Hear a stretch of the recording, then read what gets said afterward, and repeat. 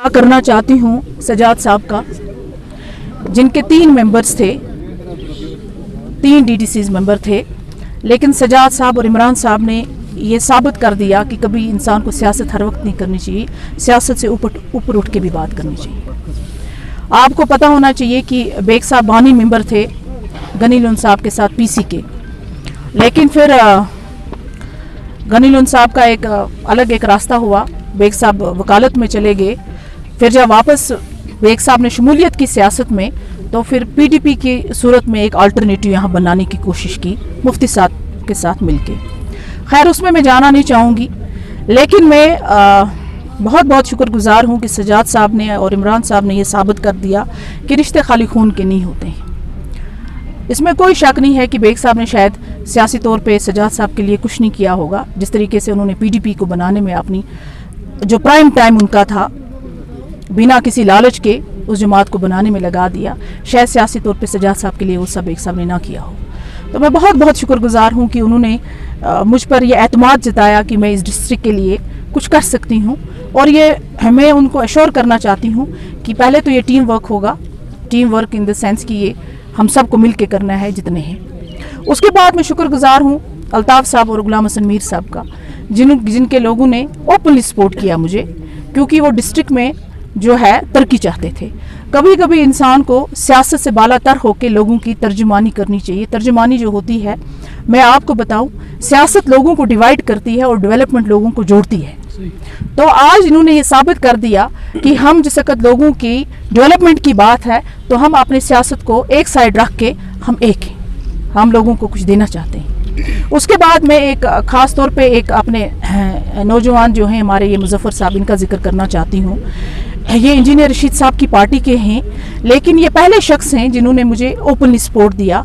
और इन्होंने मुझसे कहा कि मैं इसलिए आपको सपोर्ट कर रहा हूँ क्योंकि मैं चाहता हूँ कि जिन लोगों से मैंने मैंडेट हासिल किया है मैं वहाँ डिलीवर कर पाऊँ, तो इस वजह से मैं आपको कि वो कुछ कर सकें आपके लिए। आज मैं बारामूला के कस्बे के नौजवान से ये कहती हूँ, आओ एक और मुजफ्फर बेग इस ज़मीन से पैदा करो, इस ज़मीन से पैदा करो एक और मुजफ्फर बेग।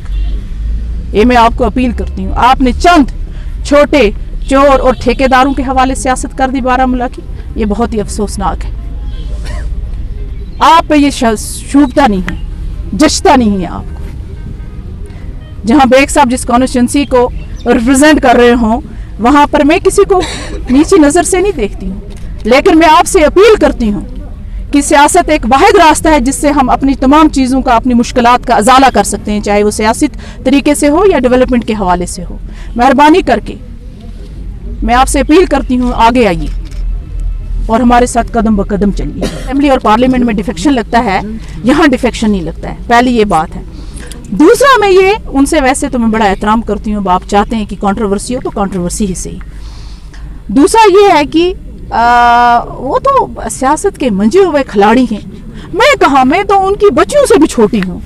मुझे तो जुमा 8 दिन हुए हैं, तो मैं कहाँ जानती हूँ हॉर्स ट्रेडिंग क्या होगी। हाँ, मुझे तो नई चीज़ लगती है हॉर्स ट्रेडिंग है। वो तो मास्टर रहे हैं उसमें, कांग्रेस वाले। तो आप मेरे एक बात सुनिए, आप,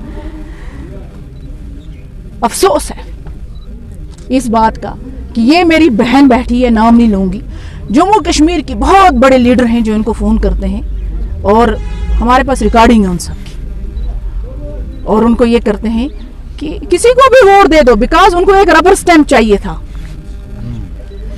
उनको एक रबर स्टैम्प, उनका एजेंडा क्या था वो भी इंशाल्लाह वक्त पे मैं पब्लिक के सामने करूंगी, लेकिन उनको एक कुर्सी पे एक रबर स्टैम्प चाहिए था। उनको पता है सफीना पे एक रबर स्टैम्प हो नहीं सकती, तो वो हॉर्स ट्रेडिंग मैंने की। मैं लोगों को ले गई और कमरे में बंद कर दिया, मैंने उनको हाईजैक किया, मैंने उनको किडनैप किया। This is kidnapping, this is kidnapping.